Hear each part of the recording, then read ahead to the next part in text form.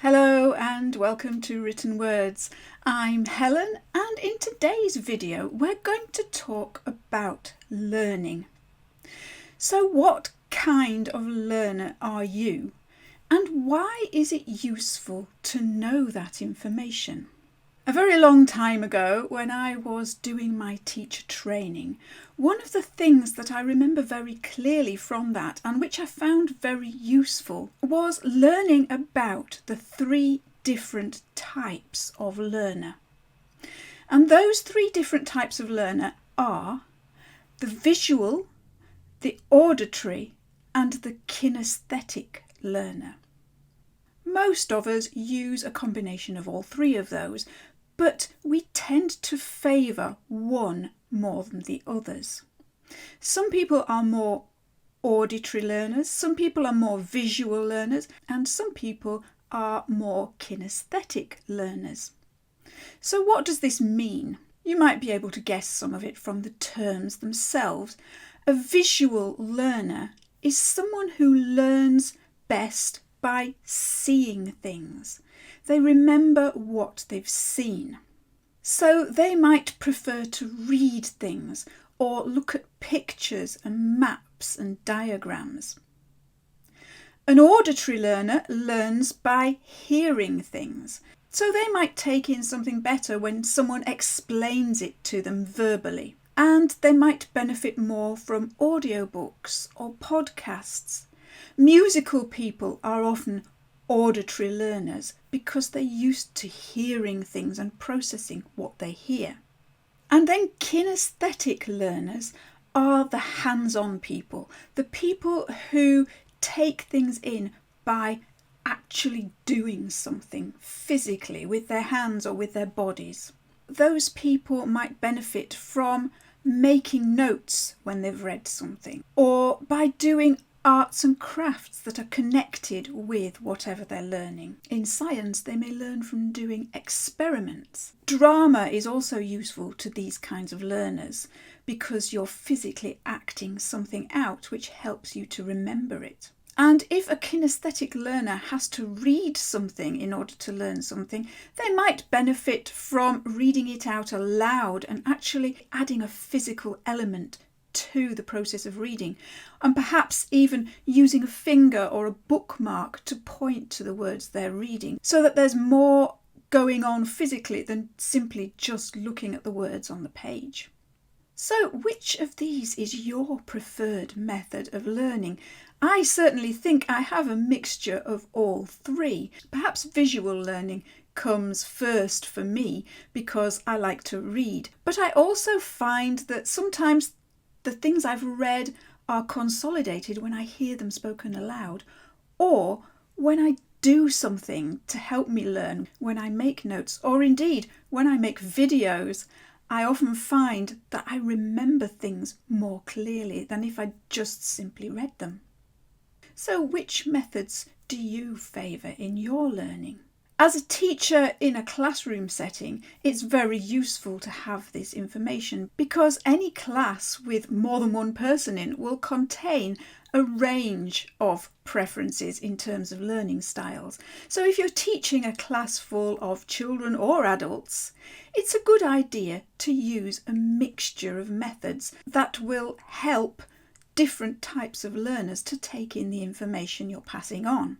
By including different methods of learning and different types of activity in a lesson, this also has the advantage that it helps to keep the learners engaged. If you only do one thing, it can be quite monotonous and people switch off after a while, especially young children. However, if you mix up the activities and you do a little bit of talking, a little bit of demonstrating, and a little bit of practical application, then there is something for everybody, and it keeps the lesson varied and keeps people more interested in what's going on. So how can this information help your learning? How can knowing what type of learner you are help with your learning? It's useful because it leads you to think about the way you're learning and different approaches that can complement the way you learn. Different activities that can help consolidate what you're learning and help the information to sink in better. If you try to learn using only one method, you might very well learn something, but if you add in some other methods as well, you might find that your learning becomes more rounded. So, for example, if you're learning something that involves a lot of reading, for example, if you're studying literature or language or history, something that involves sitting and ploughing through lots of written information, which is by its very nature visual learning, you might find adding in some auditory or kinesthetic methods as well might help you to take the information on board more effectively. So looking at auditory methods first, I know a lot of people like to read a physical book whilst listening to the audio book at the same time, because they're not just looking at the information, they're hearing it as well.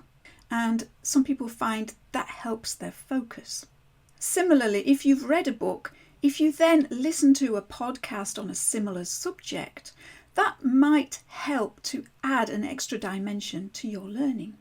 If you don't have access to an audio version of the book that you're studying, you could make your own. You could read it aloud and record it, then listen back to yourself reading it. You could even listen back to yourself reading it while you're doing other things, while you're cooking, while you're driving, and so on. So then you have a visual element and an auditory element, both telling you the same information, but coming from different angles. So if you then add in a kinesthetic element, you're adding an extra angle to your learning and an extra way for the information to get into your brain. So if you've got to take in information from a book or a written text of some kind, how can you add kinesthetic learning to that?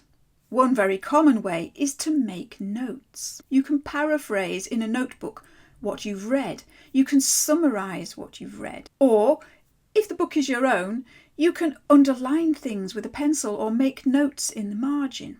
So you're engaging in an extra way with the text, not just reading it, but processing it in your brain and then physically doing something to help you take that information in.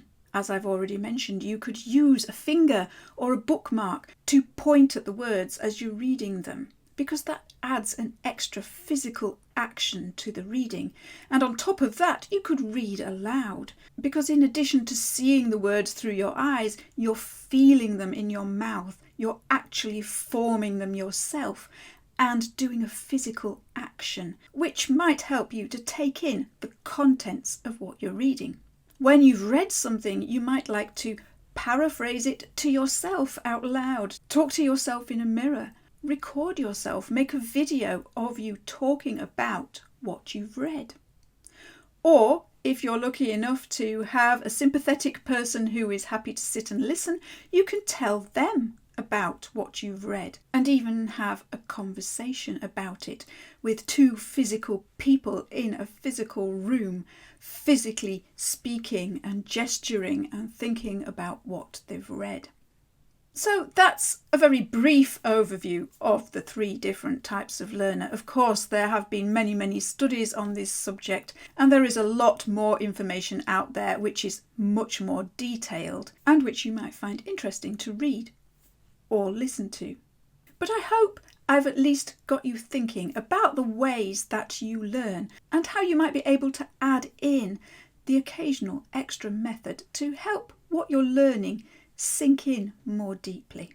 So whatever it is that you are learning, I wish you every success, and most importantly, I hope you enjoy the learning journey. I have a selection of new videos coming up soon. They're currently in the pipeline. 1 or 2 videos exploring some beautiful works of literature, and of course some exploring the fascinating world of language. So watch this space for new videos coming up very soon. And in the meantime, happy reading, happy writing, and happy learning.